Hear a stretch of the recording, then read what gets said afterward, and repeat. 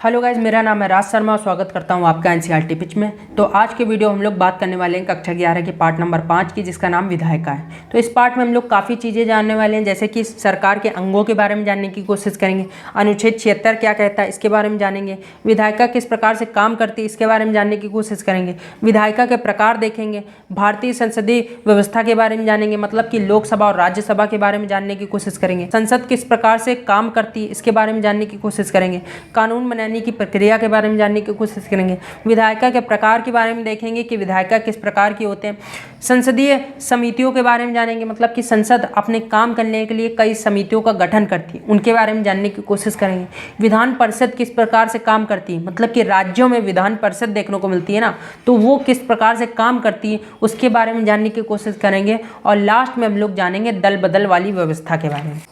उससे पहले अगर आपने वीडियो को लाइक नहीं किया है तो वीडियो को लाइक कर दीजिए, चैनल को सब्सक्राइब कर लीजिए, और पीडीएफ के लिए आप टेलीग्राम चैनल ज्वाइन कर सकते हैं, जिसका लिंक आपको डिस्क्रिप्शन बॉक्स में मिल जाएगा।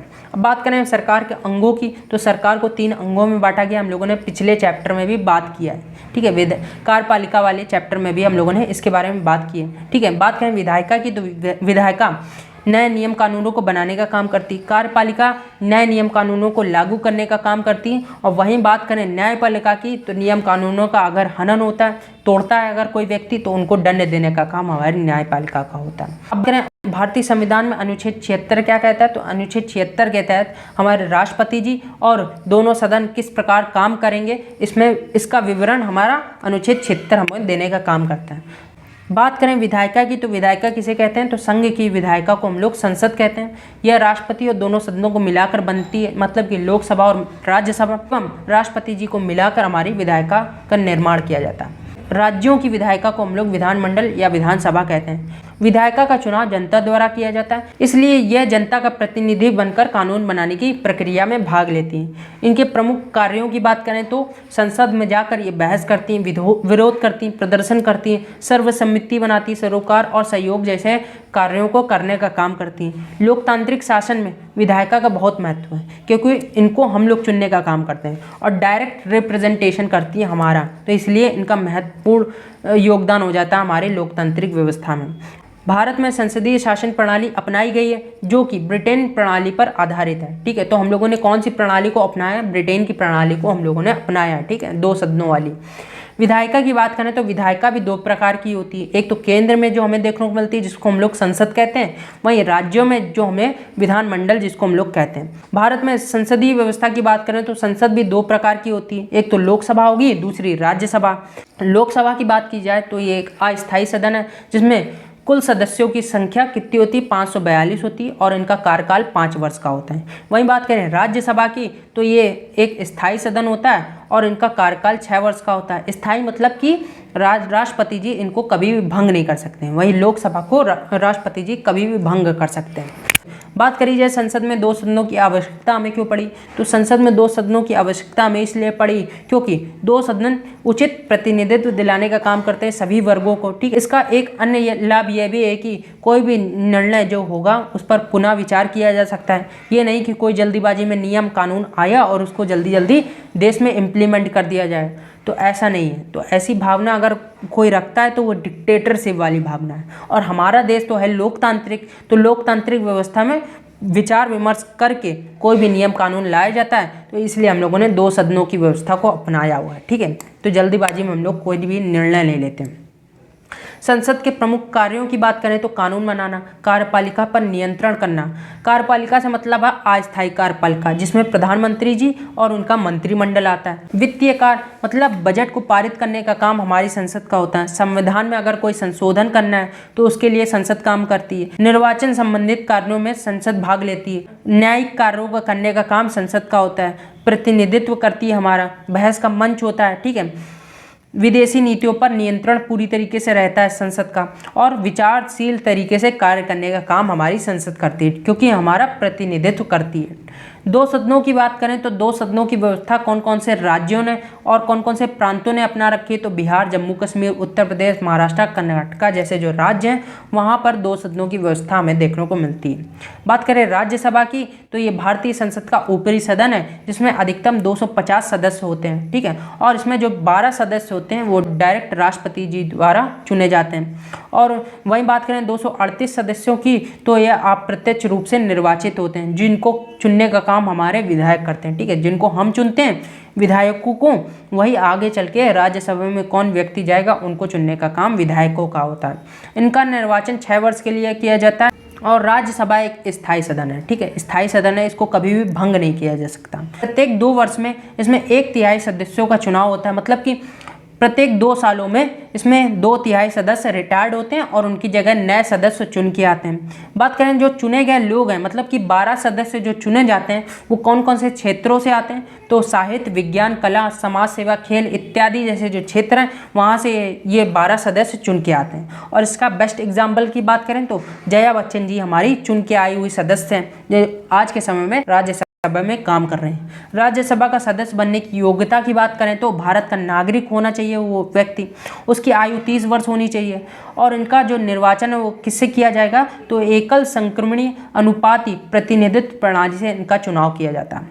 सन 1991 में क्या कहा गया, सन 1991 में ये कहा गया कि राज्यसभा का अगर किसी को सदस्य बनना है तो उसके लिए उसका नाम संसदीय निर्वाचन क्षेत्र में पंजीकृत होना चाहिए, ठीक है। तो बात हो गई राज्यसभा के सदस्य बनने की योग्यता के बारे में। अब हम लोग थोड़ा बात करते हैं राज्यसभा की शक्तियों के बारे में। तो सामान्य विधेयकों पर विचार करती है और उन्हें पारित करने का काम राज्यसभा भी करती है। लोकसभा के साथ साथ धन विधेयकों पर संशोधन प्रस्तावित करती है, ठीक है। जितने भी खर्चे होते हैं उस पर राय देने का काम करती है, ठीक है। सरकार किस प्रकार से खर्चे करेगी उस पर राय देने का काम राज्यसभा का होता है। संवैधानिक संशोधन को पारित करती है, ठीक है। संविधान में जितने भी संशोधन होते हैं वो विदाउट राज्यसभा की परमिशन पारित नहीं होते हैं। प्रश्न पूछ सकती है, संकल्प ले सकती है और प्रस्ताव प्रस्तुत कर सकती है ताकि कार्यपालिका को नियंत्रण किया जा सके, ठीक है। कार्यपालिका से मतलब है प्रधानमंत्री और उनका मंत्रिमंडल। राष्ट्रपति जी और उपराष्ट्रपति के चुनाव में भाग लेती है, ठीक है। राज्यसभा भी राष्ट्रपति जी का अगर चुनाव होगा या उपराष्ट्रपति जी का चुनाव होगा तो उसमें बढ़ चढ़ कर भाग लेती है, तथा अगर उन्हें हटाना भी है तो उसमें भी राज्यसभा भाग लेती है, ठीक है। उन्हें हटाने में और सर्वोच्च न्यायालय के न्यायाधीश को अगर हटाना है तो उसमें भी राज्यसभा की परमिशन चाहिए होगी। उपराष्ट्रपति को हटाने का प्रस्ताव केवल राज्यसभा में लिया जा सकता है, ठीक है। उपराष्ट्रपति जी को अगर हटाना है तो उसके लिए प्रस्ताव कहाँ लाया जाएगा, तो केवल राज्यसभा में लाया जा सकता है वो प्रस्ताव। यह संसद को राज्य सूची के विषयों में कानून बनाने का अधिकार देती है। मतलब संसद को अगर कोई राज्य सूची के विषय में कानून बनाना है तो उसके लिए परमिशन देने का काम राज्यसभा करती है। राज्यों की शक्तियों के हितों की रक्षा करती है, मतलब कि किसी भी राज्य की शक्तियों को छीना ना जाए इसके लिए भी काम हमारी राज्यसभा करती है। वित्तीय शक्तियों की बात करें तो वित्तीय विधेयकों पर राज्यसभा 14 दिन तक विचार कर सकती है, मतलब कि 14 दिन तक विचार तो कर सकती पर उसको रोक नहीं सकती। प्रशासनिक शक्तियां जैसे कि मंत्रियों से उनके विभागों के संबंध में प्रश्न राज्यसभा में पूछे जा सकते हैं।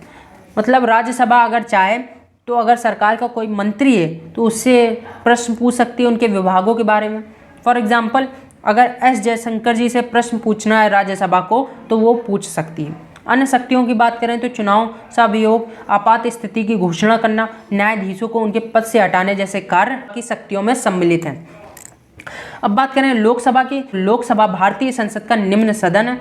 इसमें अधिकतम 550 सदस्य सम्मिलित होते हैं। वर्तमान में लोकसभा की बात करी जाए तो वर्तमान में निर्वाचित सदस्य कितने हैं, तो 543 सदस्य निर्वाचित हैं, जिसमें 2 सदस्य जो हैं वो एंग्लो इंडियन कम्युनिटी से हैं जिनको राष्ट्रपति जी चुनने का काम करते हैं। पर जो एंग्लो इंडियन वाला कॉन्सेप्ट है इसको 2019 में हटा दिया गया है, ठीक है। एक संशोधन करके इस कॉन्सेप्ट को हटा दिया गया। लोकसभा के सदस्यों का चुनाव जनता द्वारा प्रत्यक्ष रूप से किया जाता है। इनका कार्यकाल 5 वर्ष का निर्धारित होता है, मतलब कि 5 साल के लिए काम करते हैं, परंतु किसी भी समय लोकसभा को भंग किया जा सकता है, ठीक है। भारत में संसदीय शासन प्रणाली होने के कारण लोकसभा अधिक शक्तिशाली है। लोकसभा की शक्तियों की बात करी जाए तो लोकसभा अधिक शक्तिशाली है राज्यसभा से, क्योंकि इसमें सदस्यों का निर्वाचन प्रत्यक्ष रूप से होता है। इसे कार्यपालिका को हटाने की भी शक्ति प्राप्त है। मतलब कि प्रधानमंत्री को अगर उनके पद से हटाना है तो उसके लिए वे लोकसभा हटा सकती है। ठीक है, अविश्वास प्रस्ताव पारित करके अगर वो पारित हो जाता है तो प्रधानमंत्री जी को इस्तीफा देना पड़ेगा। लोकसभा का सदस्य बनने की योग्यता की बात करें तो प्रथम भारत का नागरिक होना चाहिए, उसकी आयु 25 वर्ष की होनी चाहिए, पागल या दिवालिया नहीं होना चाहिए और किसी भी सरकारी लाभ के पद को उसने ग्रहण नहीं किया होना चाहिए उस समय। लोकसभा के विशेष शक्तियों की बात करें तो संघ सूची और समावर्ती सूची जैसे विषयों पर कानून बनाने का काम लोकसभा करती, धन विधेयकों और समान विधेयकों को प्रस्तुत करती और उन्हें पारित कराने का भी काम लोकसभा का होता है। ठीक है, सरकार किस प्रकार से खर्चा करेगी, किस प्रकार से कर लगाएगी, इसका जो पूरा अधिकार होता है वो लोकसभा के पास होता है। ठीक है, राज्यसभा के पास इसका कोई भी अधिकार नहीं होता। इसके साथ साथ ही पूरक प्रश्न पूछकर, प्रस्ताव लाकर और अविश्वास प्रस्ताव के माध्यम से कार्यपालिकाओं को नियंत्रण करने का काम भी लोकसभा करती है। कार्यपालिका से मतलब है प्रधानमंत्री और उनकी मंत्रिमंडल। लोकसभा संविधान में संशोधन करने का भी काम करती है। ठीक है, आपातकाल की घोषणा को स्वीकृति देती, राष्ट्रपति और उपराष्ट्रपति के चुनाव में भाग लेती तथा अगर उनको हटाना है या न्यायाधीशों को हटाना है तो उसमें भी बढ़ चढ़कर हिस्सा लेती है लोकसभा।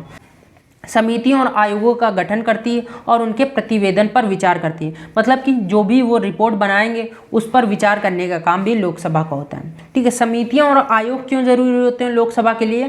ताकि लोकसभा सही तरीके से चल पाए और इन समितियों और आयोगों में बड़े बड़े अफसर सम्मिलित होते हैं। ठीक है, IAS लेवल के अफसर सम्मिलित होते हैं और यही अफसर सही मायनों में लोकसभा को चलाने का काम करते हैं। मंत्री एक चेहरा होता है, हम लोगों ने पिछले वीडियो में भी बात करी, मंत्री एक चेहरा होता है हमारा। ठीक है, उसको चेहरे को नाम देने का काम हमारे बड़ी बड़ी समितियां और आयोग करते हैं जिसमें बड़े बड़े तबके के अफसर बैठने का काम करते हैं। तो बात हो गई समिति और आयोगों की।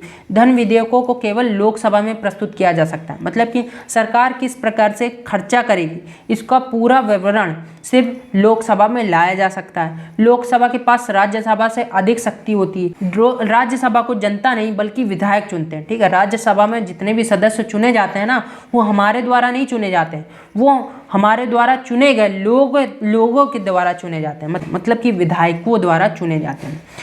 संविधान द्वारा अपनाई गई लोकतांत्रिक व्यवस्था में जनता के पास अंतिम शक्ति होती है और यही कारण है कि संविधान में निर्वाचित प्रतिनिधियों के पास सरकार को हटाने और वित्त पर पूरी तरीके से नियंत्रण करने की शक्ति होती है। ठीक है, तो हम लोगों ने जिनको चुना है उन्हीं के पास हमारे लिए खर्च किस प्रकार से किए जाए और सरकार को किस प्रकार से चलाया जाए इसकी शक्ति होती है। अब बात करें कानून किस प्रकार से बनता है तो उसकी प्रक्रिया के बारे में बात करें तो पहले विधेयक लाया जाता है। अब ये विधेयक क्या होता है तो प्रस्तावित कानून के प्रारूप विधेयक कहते हैं। कानून बनाने की प्रक्रिया हमारे अनुच्छेद 107 से 112 के बीच में दी गई है कि कानून इन नियमों के अनुसार बनाया जाएगा और कोई भी कानून ऐसा नहीं बनना चाहिए जो हमारी लोकतांत्रिक व्यवस्था को ठेस पहुंचाए।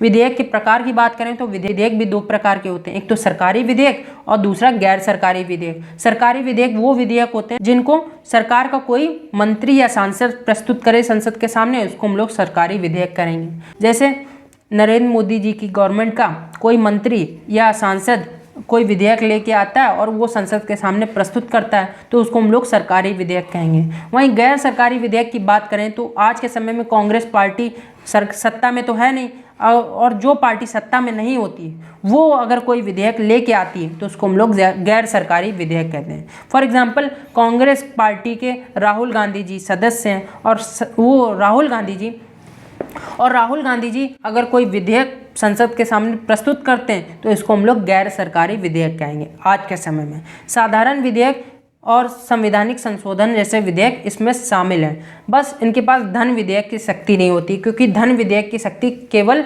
करंट गवर्नमेंट के पास होती है। सरकारी विधेयक की बात करें तो ये हम लोगों ने बात करी ली कि कोई मंत्री या सांसद पेश करे तो उसको हम लोग सरकारी विधेयक कहेंगे। इसमें भी दो प्रकार के विधेयक कहते हैं, एक तो साधारण विधेयक और दूसरा आ जाएगा धन या वित्तीय विधेयक। ठीक है, साधारण विधेयक की बात करें तो साधारण विधेयक भी दो प्रकार के होते हैं। एक तो सामान्य विधेयक, ठीक है, और दूसरा हो जाएगा संवैधानिक संशोधन विधेयक, ठीक है। साधारण सामान्य विधेयक की बात करें तो सामान्य विधेयक वो विधेयक होते हैं जिनमें नए नियम कानून बनाए जाएं, तो उसको हम लोग सामान्य विधेयक कहेंगे। वहीं संविधान में अगर कोई संशोधन करके नया विधेयक लाना है तो उसको हम लोग संवैधानिक संशोधन विधेयक कहेंगे। वही बात करें धन या वित्तीय विधेयक की, तो सरकार किस प्रकार से कर लगाएगी, किस प्रकार से खर्चे चलाएगी साल भर के, लेन देन जैसी व्यवस्था, जैसी जो व्यवस्थाएं वो इसमें सम्मिलित हैं, ठीक है। कुल मिला के खर्चे की बात करी गई है इस विधेयक में। गैर सरकारी विधेयक की बात करें तो इसमें अन्य कोई व्यक्ति अगर संसद के सामने कोई विधेयक प्रस्तुत करता है तो इसको हम लोग गैर सरकारी विधेयक कहेंगे। बात हो गई सरकारी और गैर सरकारी विधेयक। अब विधेयक को लाने की प्रक्रिया के बारे में बात करी जाए तो प्रथम वाचन होगा, ठीक है, संसद में पहले विधेयक लाया जाएगा, उस पर वार्तालाप होगी, ठीक है। उसके बाद द्वितीय वाचन होगा, मतलब कि समिति जो गठन करी है संसद ने उस पर चर्चा करेगी समिति और अपनी रिपोर्ट प्रस्तुत करेगी संसद के सामने, और उस रिपोर्ट पर तृतीय वाचन होगा। और तृतीय वाचन होने के बाद अगर लोकसभा या राज्यसभा को लगता है, जिस सदन में वो प्रस्तुत किया गया, अगर उसको लगता है कि ये आगे बढ़ना चाहिए तो वो आगे बढ़ा देती है दूसरे सदन के पास, दूसरे सदन में जाता है, और इसी प्रकार प्रथम वाचन, द्वितीय वाचन और तृतीय वाचन होता है। उसके बाद वो राष्ट्रपति जी के पास जाता है, ठीक है, जब सब सदनों से पास हो जाता है। उसके बाद राष्ट्रपति जी के पास जाएगा और राष्ट्रपति जी जब अपनी स्वीकृति दे देते हैं उसके बाद ही कोई नियम कानून पूरी तरीके से इम्प्लीमेंट किया जा सकता है। बात करें संसद को नियंत्रण कैसे किया जा सकता है, ठीक है, तो बहस करके, चर्चा करके, प्रश्नकाल, शून्यकाल, स्थगत प्रस्ताव, कानून की स्वीकृति और अस्वीकृति, वित्तीय नियंत्रण, अविश्वास प्रस्ताव, निंदा प्रस्ताव जैसे जो प्रस्ताव हैं वो लोकतांत्रिक संसदीय व्यवस्था को नियंत्रण करने का काम करते हैं। तो संसदीय समितियों के बारे में बात करें तो ये समितियां समय समय पर संसद को बताने का काम करती है कि संसद को किस प्रकार से कार्य करना चाहिए, क्योंकि मंत्री तो इतने पढ़े लिखे होते नहीं कि उनको पता हो कि किस प्रकार से देश चलाया जाए या किस प्रकार से देश के हित के लिए काम किया जाए। तो इसके लिए समितियों का गठन किया जाता है और समय समय पर यही समितियाँ जो अपनी रिपोर्ट है वो प्रस्तुत करती हैं संसद के सामने और संसद उसी प्रकार से चलने का काम करती है। अब इसमें भी कई प्रकार की समितियां सम्मिलित हैं, जैसे कि पहली आ जाती है वित्तीय समिति है। वित्तीय समिति की बात करें तो इसमें भी 3 प्रकार की समिति सम्मिलित हैं, जैसे कि लोक लेखा समिति, प्रकलन समिति और लोक उपक्रम समिति।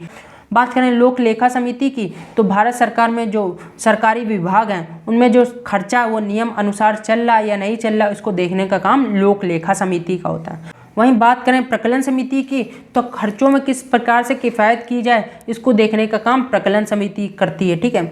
मतलब कि एक प्रकार की ये मम्मी होती है और मम्मी बताती ना किस प्रकार से किफ़ायत की जाए, तो प्रकलन समिति का काम किफ़ायत करने का होता है।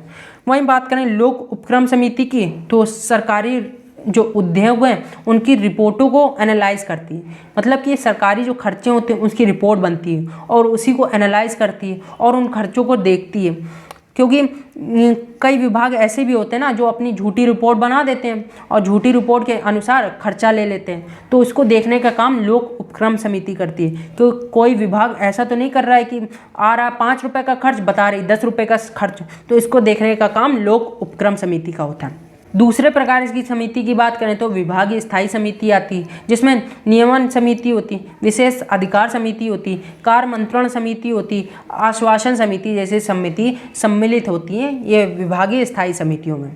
बात करें तदर्थ समिति की तो ये समिति क्या काम करती है, जैसे कि बोफोर्स वाला जो कांड हुआ था ना तो उसकी जो जाँच करी थी तो वो इसी समिति ने करी थी। मतलब कि सरकार में अगर किसी प्रकार का घोटाला होता है, ठीक है, तो उसको देखने का काम तदर्थ समिति का होता है और वो जांच पड़ताल करती है और अपनी रिपोर्ट देने का काम करती है संसद के सामने। 2 सदनों की बात हम लोगों ने करी ली कि 2 सदनों को कौन कौन से राज्यों ने अपना रखा है, तो जम्मू कश्मीर, उत्तर प्रदेश, तेलंगाना, बिहार, महाराष्ट्र, कर्नाटक, आंध्र प्रदेश जैसे राज्य हैं उन्होंने 2 सदनों की व्यवस्था को अपना रखा है।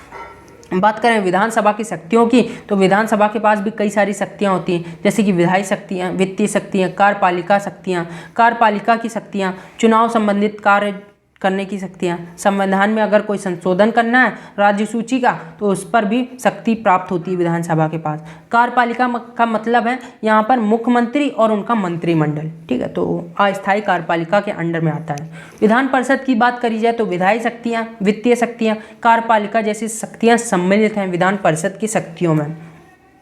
बात करें दल बदल व्यवस्था के बारे में, तो दल बदल व्यवस्था वो व्यवस्था होती है जब कोई मंत्री, विधायक अथवा सांसद अपनी सरकार, अपनी पार्टी को छोड़ के दूसरी पार्टी में ज्वाइन करता है, तो उसको हम लोग दल बदल व्यवस्था कहते हैं। ये आप सब लोग तो जानते होंगे, इसको हम लोग इतना डीपली नहीं पढ़ेंगे।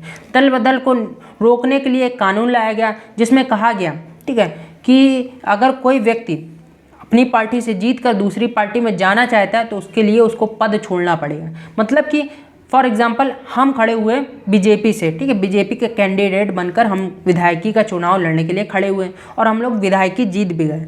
विधायकी जीतने के बाद मेरा मन हुआ कि हम सपा पार्टी को ज्वाइन कर लें। सपा पार्टी को ज्वाइन करने के लिए हमको अपनी विधायकी की सीट छोड़नी पड़ेगी।